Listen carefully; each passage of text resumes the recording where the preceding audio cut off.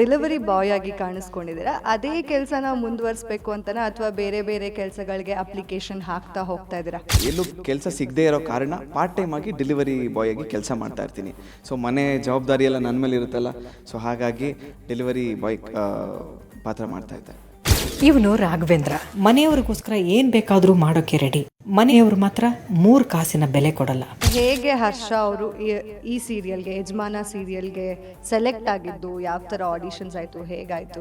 ಧರಣಿ sir ಅಂತ director, so ಅವರು ನನ್ನ ಪ್ರೊಫೈಲು ರಾಮ್ಜಿ ಸರ್ ಪ್ರೊಡಕ್ಷನ್ಸ್ಗೆ ಪಿಚ್ ಮಾಡಿದ್ದು. ಸೊ ಆಡಿಷನ್ಸ್ ಎಲ್ಲ ಆ್ಯಕ್ಚುಲಿ ತುಂಬ ಕಾಂಪಿಟೇಷನ್ ಇತ್ತು. ನಾನು ಆಡಿಷನ್ಸ್ ಸ್ಕ್ರೀನ್ ಟೆಸ್ಟ್ ಆದಮೇಲೆ ಒಂದು 10 days ವೆಯ್ಟ್ ಮಾಡಿದ್ವಿ. ಆ್ಯಕ್ಚುಲಿ 30 ದಿನ ಪ್ರಪಂಚದ ಕಣ್ಣಿಗೆ ನೀನು ನನ್ನ ಗಂಟನಾಗಿರ್ಬೇಕು. ಇಷ್ಟ ಇದ್ರೆ ಈ ಕಾಂಟ್ರಾಕ್ಟಿಗೆ ಸೈನ್ ಮಾಡಿ, ಇಲ್ಲ ಗೆಟ್ ಔಟ್. ನಮ್ಮ ಜೊತೆ ಈಗ ಯಜಮಾನ ಸೀರಿಯಲ್ನ ಹೀರೋ ಆಗಿರುವಂತಹ ರಾಘವೇಂದ್ರ ಅವರಿದ್ದಾರೆ. ಅವರು ಡೆಲಿವರಿ ಬಾಯ್ ಆಗಿ ಕಾಣಿಸ್ಕೊಂಡಿದ್ದಾರೆ. ಹಾಗೆ ಅವರ ಪಾತ್ರದ ಪರಿಚಯ, ಹಾಗೆ ಏನು ಎಕ್ಸ್ಪೀರಿಯನ್ಸ್ ಇತ್ತು ಈ ಸೀರಿಯಲ್ ಶೂಟಿಂಗ್ ಮಾಡಬೇಕಾದ್ರೆ, ಅದರ ಬಗ್ಗೆ ಎಲ್ಲ ಮಾತಾಡ್ತಾ ಹೋಗೋಣ. ನಮಸ್ಕಾರ ರಾಘವೇಂದ್ರ ಅವರೇ. ರಾಘು, ಈಗ ನೀವು ಡೆಲಿವರಿ ಬಾಯ್ ಆಗಿ ಕಾಣಿಸ್ಕೊಂಡಿದ್ದೀರಾ. ಅದೇ ಕೆಲಸನ ಮುಂದುವರಿಸಬೇಕು ಅಂತನಾ ಅಥವಾ ಬೇರೆ ಬೇರೆ ಕೆಲಸಗಳಿಗೆ ಅಪ್ಲಿಕೇಶನ್ ಹಾಕ್ತಾ ಹೋಗ್ತಾ ಇದ್ದೀರಾ? ನಾನು ಆ್ಯಕ್ಚುಲಿ ತುಂಬ ಚೆನ್ನಾಗಿ ಓದಿರ್ತೀನಿ. ಸೊ ಹಾಗೆ ಹಲವಾರು ಕಡೆ ಇಂಟರ್ವ್ಯೂಸ್ಗಳಿಗೆ ಅಟೆಂಡ್ ಮಾಡ್ತಾ ಎಲ್ಲೂ ಕೆಲಸ ಸಿಗದೇ ಇರೋ ಕಾರಣ ಪಾರ್ಟ್ ಟೈಮ್ ಆಗಿ ಡೆಲಿವರಿ ಬಾಯ್ ಆಗಿ ಕೆಲಸ ಮಾಡ್ತಾ ಇರ್ತೀನಿ. ಸೊ ಮನೆ ಜವಾಬ್ದಾರಿ ಎಲ್ಲ ನನ್ನ ಮೇಲೆ ಇರುತ್ತಲ್ಲ, ಸೊ ಹಾಗಾಗಿ ಡೆಲಿವರಿ ಬಾಯ್ ಪಾತ್ರ ಮಾಡ್ತಾಯಿದ್ದೆ.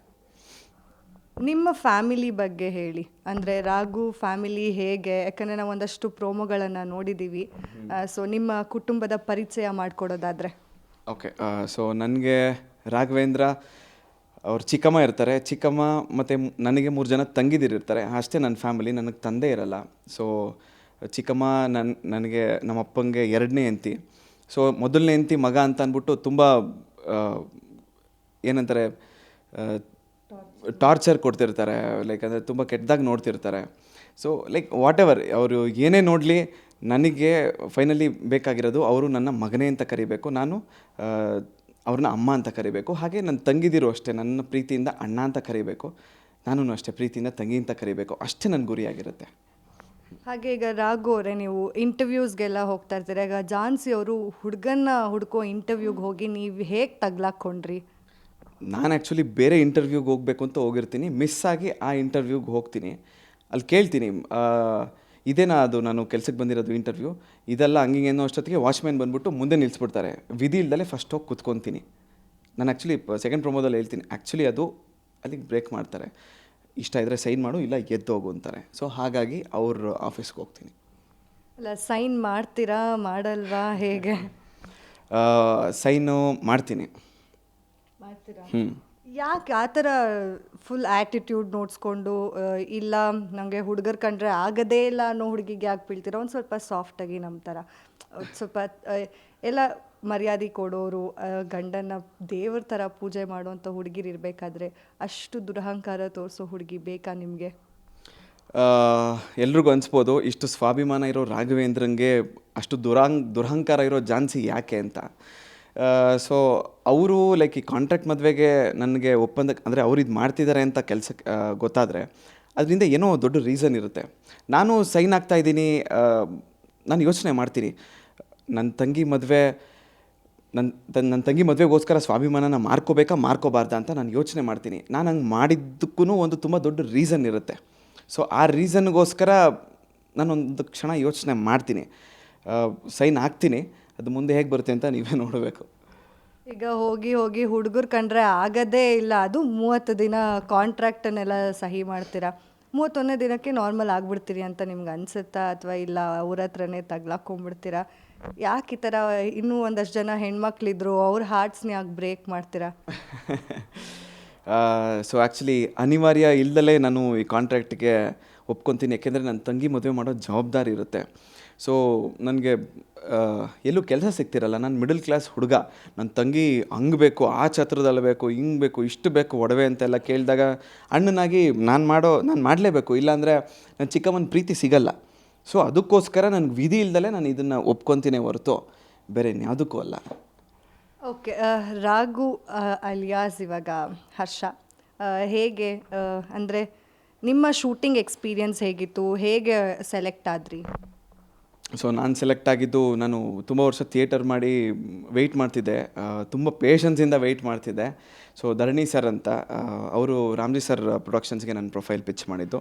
ಸೊ ಅಲ್ಲಿಂದ ನಂದು ಜರ್ನಿ ಸ್ಟಾರ್ಟ್ ಆಯಿತು.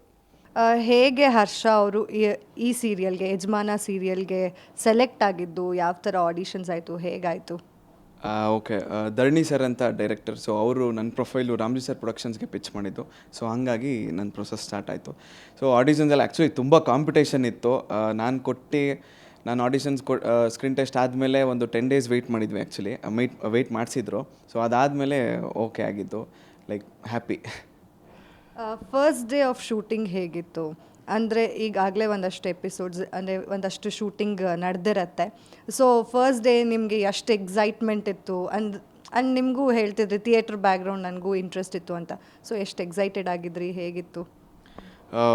November 13th ನಮ್ಮದು ಫಸ್ಟ್ ಡೇ ಶೂಟ್ ಆಗಿದ್ದು, ಅವತ್ತೇ ಮುಹೂರ್ತ ಆಗಿದ್ದು. ತುಂಬ ಎಕ್ಸೈಟ್ ಆಗಿದೆ. ಆ್ಯಕ್ಚುಲಿ ಥಿಯೇಟರ್ ಆ್ಯಕ್ಟಿಂಗೇ ಬೇರೆ, ಸಿನಿಮಾ ಆ್ಯಕ್ಟಿಂಗ್ ಬೇರೆ, ಸೀರಿಯಲ್ ಆ್ಯಕ್ಟಿಂಗೇ ಬೇರೆ. ಒಂದು ಸ್ವಲ್ಪ ಅಡ್ಜಸ್ಟ್ ಆಗೋಕ್ಕೆ ಒಂದು ಸ್ವಲ್ಪ ಟೈಮ್ ತೊಗೊಂಡೆ. ಸೊ ಇವಾಗ ಫೈನ್. ಹಾಗೆ ನಿಮ್ಮ ಇಂಟ್ರೊಡಕ್ಷನ್ಗೆ ಶ್ರುತಿ ಅವ್ರು ಬಂದು ಅಂದರೆ ಪರಿಚಯ ಮಾಡಿಕೊಡ್ತಾರೆ ಆಡಿಯನ್ಸ್ಗೆ ರಾಘು ಅಂತ ಹೇಳಿ. ಸೊ ಆ ಮೂಮೆಂಟ್ ಹೆಂಗಿತ್ತು? ಅಂದರೆ ಅವ್ರು ಏನಾದರೂ ಹೇಳಿದ್ರ ನಿಮಗೆ, ಏನಾದರೂ ಅಪ್ಡೇಟ್ಸ್ ಕೊಟ್ರಾ, ಹಿಂಗಿರಬೇಕು ಹಂಗಿರಬೇಕು ಆ ಥರ ಎಲ್ಲ? ಸೊ ನನಗಂತೂ ಲೈಕ್ ಟೋಟಲಿ ಸರ್ಪ್ರೈಸಿಂಗ್ ಆಗಿತ್ತು. ಶ್ರುತಿಯವರು ಮತ್ತು ಸಪ್ತಮಿ ಗೌಡ ಅವರು ಬಂದು ನಮ್ಮದು ಲಾಂಚ್ ಮಾಡ್ತಾರೆ ಅಂತ ಗೊತ್ತಿರಲಿಲ್ಲ, ಪ್ರೋಮೋದಲ್ಲಿ ಇರ್ತಾರೆ ಅಂತ. ಶೂಟ್ ಡೇ ಗೊತ್ತಾಯಿತು ಅವತ್ತು ಅವ್ರು ಬಂದಿರೋದು ಅಂತ. ತುಂಬ ಖುಷಿ ಆಯಿತು. ಅವರು ನನ್ನ ಪಾತ್ರದ ಬಗ್ಗೆ ವಿವರಣೆ ಮಾಡೋದಾಗಿರ್ಬೋದು, ತುಂಬ ಚೆನ್ನಾಗಿ ಲೈಕ್ ತುಂಬ ತೂಕವಾಗಿದೆ. ಅವರು ಒಂದೊಂದು ಲೈನ್ಸು ಹೇಳೋದು ತುಂಬ ಚೆನ್ನಾಗಿ ಹೇಳಿದ್ದಾರೆ. ಹಾಗೆ ನಿಮ್ಮ ಸೀರಿಯಲ್ನ ಯಜಮಾನ ಯಾರು? ಬಿಕಾಸ್ ಯಜಮಾನ ಅಂತ ಇಟ್ಟಿದ್ದೀರಲ್ಲ, ಯಜಮಾನ ಯಾರು? ಯಜಮಾನ ನಾನೇ. ಸೊ ಒಂದು ಟ್ರಾನ್ಸಿಷನ್ ಇರುತ್ತೆ, ಏನಕ್ಕೆ ಯಜಮಾನ ಟೈಟಲ್ ಅಂತ. ಸೊ ಹಿಂಗಿದ್ದು ಹುಡುಗ ಯಜಮಾನ ಹೇಗಾಗ್ತಾನೆ ಅಂತ ತುಂಬ ಬಿಡಿಸಿ ತುಂಬ ಚೆನ್ನಾಗಿ ರಾಮ್ಜಿ ಸರ್ ಇದನ್ನು ಕತೆ ಬರೆದಿದ್ದಾರೆ. ಸೊ ಅದನ್ನು ತಿಳ್ಕೊಬೇಕಂದ್ರೆ ಎಲ್ಲ ಎಪಿಸೋಡ್ಸ್ನೂ ನೋಡಬೇಕು. ಹಾಗೆ ಈಗ ರಾಘು ಆಗಿ ಒಂದಷ್ಟು ಜನಕ್ಕೆ ನೀವು ಹತ್ತಿರ ಆಗ್ತೀರಾ, ಬಿಕಾಸ್ ನಿಮ್ಮ ಕ್ಯಾರೆಕ್ಟರ್ ಆ ರೀತಿಯಾಗಿದೆ. ಅಂದರೆ ಒಬ್ಬ ನಾರ್ಮಲ್ ಹುಡುಗ ಹೇಗೆ ಯಜಮಾನ ಆಗ್ತಾನೆ ಅನ್ನೋದು. ಸೊ ಏನೆಲ್ಲ ಎಕ್ಸ್ಪೆಕ್ಟ್ ಮಾಡ್ಬೋದು ನಮ್ಮ ಜನ ನಿಮ್ಮ ಸೀರಿಯಲಿಂದ? ಹಾಗೆ ಯಾವಾಗ ಬರುತ್ತೆ ಅನ್ನೋದನ್ನು ಕೂಡ ಹೇಳಿಬಿಡಿ. ಓಕೆ, ಸೊ ನಮ್ಮ ಸೀರಿಯಲಿಂದ ಯಜಮಾನ, ನಂದು ರಾಘವೇಂದ್ರ ಪಾತ್ರ ಅಂತಲ್ಲ, ಪ್ರತಿಯೊಂದು ಪಾತ್ರನೂ ಪ್ರತಿಯೊಂದು ಮನೆಗೂ ತುಂಬ ಬೇಗ ಕನೆಕ್ಟ್ ಆಗ್ತಾರೆ ಅಂತ ನಾನು ಅಂದ್ಕೊಂಡಿದ್ದೀನಿ. ಯಾಕಂದರೆ ಲೈಕ್ ಒಂದು ಸಂಬಂಧಗಳಿಗೆ ಹೇಗೆ ಬೆಲೆ ಕೊಡ್ತಾನೆ ರಾಘವೇಂದ್ರ, ಅಥವಾ ಒಂದು ಸುಖ ಆಗಿರ್ಬೋದು, ದುಃಖ ಆಗಿರ್ಬೋದು, ಹೇಗೆ ಅನುಭವಿಸ್ತಾನೆ ಅದನ್ನೆಲ್ಲ. ತುಂಬ ಎಮೋಷನ್ಸ್ ಎಲ್ಲ ತುಂಬ ಚೆನ್ನಾಗಿರೋ ಎಮೋಷನ್ಸ್ನ ಕ್ಯಾರಿ ಮಾಡಿದ್ದೀನಿ. ಸೊ ಅದೆಲ್ಲ ನಿಮಗೆ ಇಷ್ಟ ಆಗುತ್ತೆ ಅಂತ ಅಂದ್ಕೊಂಡಿದ್ದೀನಿ. ಸೊ ನಮ್ಮ ಸೀರಿಯಲ್ಲು ಮಂಡೇ ಟು ಫ್ರೈಡೇ ಪ್ರತಿದಿನ 10 ಗಂಟೆಗೆ ಬರುತ್ತೆ. ಮಿಸ್ ಮಾಡದೆ ಎಲ್ಲ ಎಪಿಸೋಡ್ಸ್ನೂ ನೋಡಿ. Thank you so much. Thank you. ಹಾಗೆ ನೀವೇನಾದರೂ ಯಜಮಾನ ಸೀರಿಯಲ್ನ ಝಾನ್ಸಿ ಹಾಗೂ ರಾಘುನ ಪ್ರೇಮ ಕತೆ ಹೇಗೆ ಸ್ಟಾರ್ಟ್ ಆಗುತ್ತೆ, ಅವರಿಬ್ಬರು ಹೇಗೆ ಮದುವೆ ಆಗ್ತಾರೆ, ಈ ರೀತಿಯಾಗಿ ಕ್ವೆಶನ್ಸ್ ನಿಮಗೂ ಇರುತ್ತೆ. ಹಾಗಾಗಿ ನಿಮಗೆ ಅದಕ್ಕೆ ಕ್ವೆಶನ್ಸ್ಗೆ ಕ್ಲಾರಿಟಿ ಬೇಕು ಅಂತ ಹೇಳಿದ್ರೆ ಯಜಮಾನ ಸೀರಿಯಲ್ನ ಪ್ರತಿದಿನ ಸೋಮವಾರದಿಂದ ಶುಕ್ರವಾರ ರಾತ್ರಿ 10 ಗಂಟೆಗೆ ಮಿಸ್ ಮಾಡದೆ ನೋಡಿ. ಇದೇ ಹೊತ್ತಿನ ಸ್ಪೆಷಲ್ ಸ್ಟೋರಿ ನೋಡ್ತಾ ಇರಿ guarantee news. Camera person Giribabu ಜೊತೆ ಚಂದನ. ಗ್ಯಾರಂಟಿ ನ್ಯೂಸ್, ಸುದ್ದಿ ಖಚಿತ, ನ್ಯಾಯ ನಿಶ್ಚಿತ.